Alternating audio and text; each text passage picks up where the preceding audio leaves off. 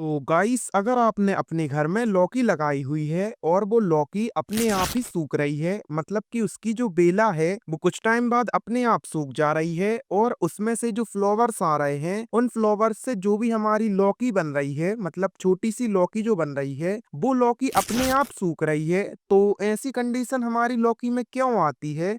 आज की वीडियो में हम इसके बारे में ही बात करने वाले हैं कि हमारी जो बेला है, जैसे यहाँ पर हमने करेला लगाया हुआ है, अगर आपकी भी बेला ऐसी ही सूखने लगी है, ये भी अभी फ्लावरिंग स्टेज में है, यहाँ पर देख पा रहे होंगे आप। और ऐसी स्टेज में ये जो हमारी बेला है ये ऐसी सूख जाती है, तो इसके सूखने के जो सबसे बड़ी कारण है वो आज की वीडियो में हम डिस्कस करेंगे। उसके साथ ही आपके जो फ्रूट्स हैं वो भी कुछ इतने बड़े बड़े होके खराब हो रहे हैं लौकी के, उनमें ऊपर फ्लावर लगा रहता है और जैसे ही आपकी लौकी थोड़ी ही बड़ी होती है और वो सूख जाती है, उसके बारे में भी आज हम डिटेल में बात करेंगे। साथ ही हम बहुत सी ऐसी चीजों को भी जानने वाले हैं जिससे कि हम अपनी लौकी की ग्रोथ काफी अच्छी बढ़ा सकते हैं। और अगर आप उन टिप्स को फॉलो करते हैं तो ना तो आपकी लौकी कभी खराब होगी, ना ही वो कभी सूखेगी और ना ही उसके कभी फल खराब होंगे। तो चलिए वीडियो को शुरू करते हैं और जानते हैं इन सब चीजों के बारे में।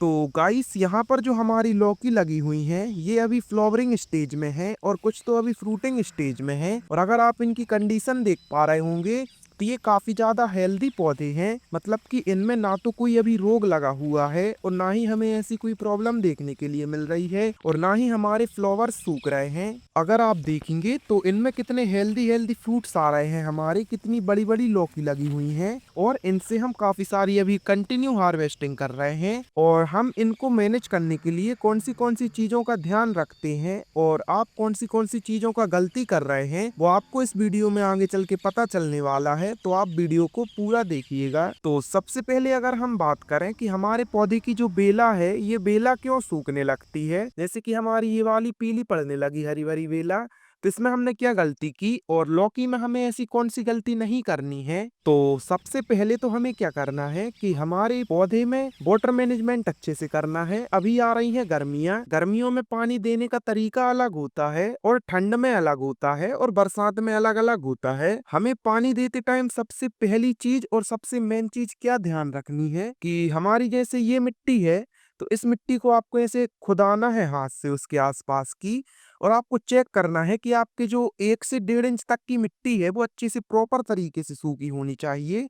उस मिट्टी को अगर आप खुदा के ऐसा दबाएं तो उसमें ऐसे लम्स ना बनने चाहिए और तभी आपको पानी देना है, तब आपकी मिट्टी ऊपर से बिल्कुल सूख जाए। आप जब अपने पौधे का प्लांटेशन करते हैं और प्लांटेशन करने के बाद आप उसमें बहुत ज़्यादा पानी दीजिए। अगर आप गमले में लगा रहे हैं तो गमले में आप इतना पानी दीजिए कि आपका जो ड्रेनेज होल है उससे पानी बहना चाहिए और फिर उसके बाद आपको छोड़ देना है 1 दिन 2 दिन, जब तक आपकी मिट्टी अच्छे से नहीं सूख रही, उसकी 1 डेढ़ इंच तक की मिट्टी पूरी ऐसी भुरभुरी नहीं हो जा रही है, तब तक आपको उसमें वाटरिंग नहीं करनी है। उसके बाद जब आपकी जो मिट्टी 1 डेढ़ इंच तक सूख जाती है, आपको दोबारा से इतना पानी देना है कि आपके ड्रेनेज होल से निकल जाए। तो ये चीजें आपको ध्यान रखनी है और ऐसा ही आपको कंटिन्यू करते जाना है, मतलब स्टेप बाय स्टेप। जब आपका पानी सूख जाए तब आप उसमें पानी दीजिए और इस प्रोसेस को अगर आप फॉलो करेंगे तो आपके पौधे में कभी भी ओवर वाटरिंग से ये दिक्कत देखने के लिए तो नहीं मिलने वाली। ऐसी आपकी बेला नहीं सूखेगी, भले वो लौकी की हो या करेले की हो। हमने इसमें वाटरिंग की है जिससे हमारी रूट्स डैमेज हो गई और हमारा ये पौधा इतना तनाव में आ गया, और ऐसा ही लौकी के साथ भी होता है। तो इस चीज का आप जरूर ध्यान रखें। चलिए, हमारा एक पैरामीटर तो हो गया जिसमें हमने बता दिया वाटर मैनेजमेंट कैसे करना है। अब हम बात करने वाले हैं अपने दूसरे पैरामीटर की, जिससे कि हमारे बेला जो हैं ये खराब हो जाती हैं, और वो है हमारे पौधों में आयंस की कमी होना, मिनरल्स की कमी होना। हमारे पौधों में काफी सारे आयंस की जरूरत पड़ती है जिससे कि हमारा पौधा ऐसा अच्छा हेल्दी होता है। और इन आयंस मिनरल्स में सबसे मेन जो होते हैं बेला वर्गीय पौधों में अच्छी ग्रोथ के लिए, वो होते हैं पोटेशियम और आयरन। अगर हमारे पौधे में पोटेशियम और आयरन की कमी हो रही है तो उसमें हमें ऐसे फर्टिलाइजर देने हैं जिसमें पोटेशियम और आयरन की मात्रा काफी ज्यादा हो, जिससे कि हमारे पौधे में कभी भी सूखने की कंडीशन ना बने। उसके साथ ही आप मैग्नीशियम दे सकते हैं, सल्फर दे सकते हैं, काफी सारी चीजें दे सकते हैं, नाइट्रोजन भी दे सकते हैं। लेकिन आपको गर्मियों में ऐसे फर्टिलाइजर देने हैं जिसमें नाइट्रोजन कम हो, नहीं तो उससे भी आपकी पत्तियां ऐसी सूखने लगेंगी। इस चीज का भी ध्यान रखें, गर्मियों में आपको कम नाइट्रोजन वाले खाद का यूज करना है और ठंड में ज्यादा नाइट्रोजन वाले खाद का यूज करना है। ये बहुत बेसिक सी चीज है, लेकिन इसका अगर आप ध्यान नहीं रखेंगे तो आपको दिक्कत हो जाएगी। आपकी जो बेला है लौकी की वो सूख सकती है। हमने देखिए इनमें मैनेज किया हुआ है और आप ग्रोथ देख सकते हैं इनकी। और साथ ही आपको पोटेशियम और आयरन तो देना ही है, उससे आपकी बेला जो है वो कभी भी नहीं मरने वाली। और इन सब आयंस मिनरल्स वाले फर्टिलाइजर को आपको घर में कैसे बनाना है, इसके ऊपर हमने एक प्रॉपर प्लेलिस्ट बनाई हुई है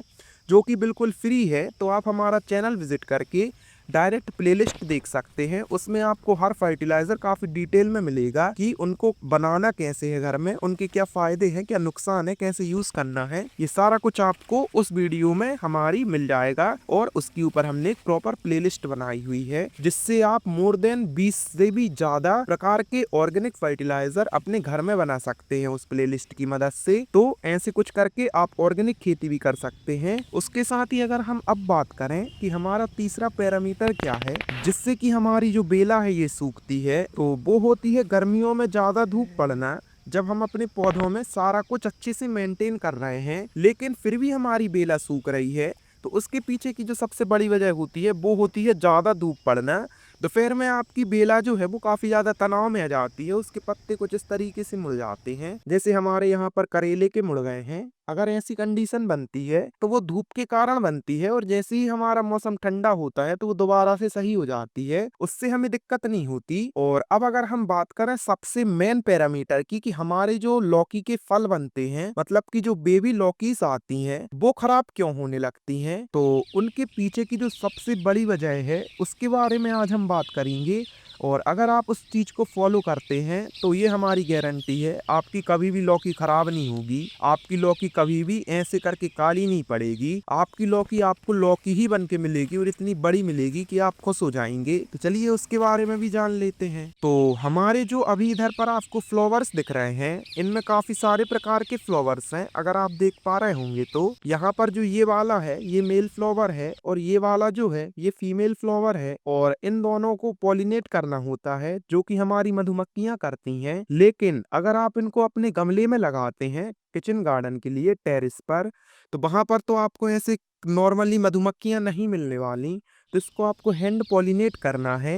हैंड पॉलिनेशन क्या होता है इसके ऊपर हमने काफी डिटेल में एक वीडियो बनाई हुई है। आपको क्या करना होता है, जो मेल फ्लावर है इसको तोड़ना है और इसके स्टिग्मास जो हैं जो कि इसके बीच में होते हैं इनको आपको लौकी के स्टिग्मास से टिकाना है।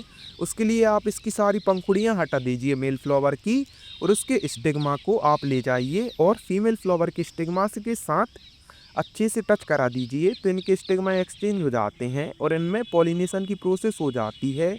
और इनको अगर आप किचन गार्डन में भी लगा रहे हैं और वहाँ पर भी अगर आपको ये प्रॉब्लम देखने के लिए मिल रही है, तो आप समझ जाइए कि जो पॉलिनेशन कराने वाले कीट वगैरह हैं वो अच्छे से नहीं करा पा रहे। और लौकी में ये प्रॉब्लम हमें काफ़ी ज़्यादा देखने के लिए मिलती है क्योंकि लौकी के जो फ्लावर्स हैं ये ज़्यादातर शाम के टाइम खिलते हैं और पूरी रात भर खिले रहते हैं।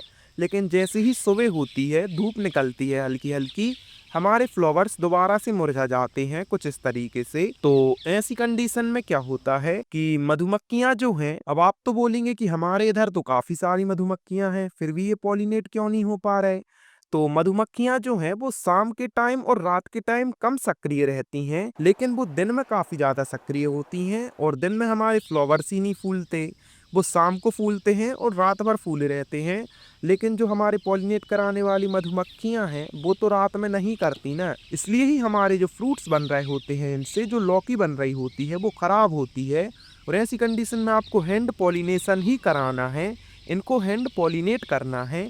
और इसको कैसे करना है इसके ऊपर हमने काफी डिटेल में वीडियो बनाई हुई है। हमने करेले के फ्लावर्स को भी पॉलिनेट करके दिखाया है, उसके साथ ही हमने लौकी के भी पॉलिनेट किया है और हमने रील भी बनाई है। अगर आपको शॉर्ट में देखना है और अगर आपको डिटेल में देखना है तो आप हमारी लॉन्ग वीडियो देखिए, करीब 6-7 मिनट की होगी वो वीडियो। उसमें आपको सारा कुछ पता चलेगा कि कैसे पॉलिनेट कराना है, कब कराना है, किस टाइम में कराना है, कितना कराना है, उसके क्या फ़ायदे हैं, क्या नुकसान है, उसको करते टाइम हमें क्या चीज़ों का ध्यान रखना है। ये सारी बातें आपकी क्लियर होंगी उस वीडियो में, तो आप उस वीडियो को जरूर देख लीजिएगा। तो चलिए इस वीडियो को हम यहीं एंड करते हैं और मिलते हैं आपसे कल।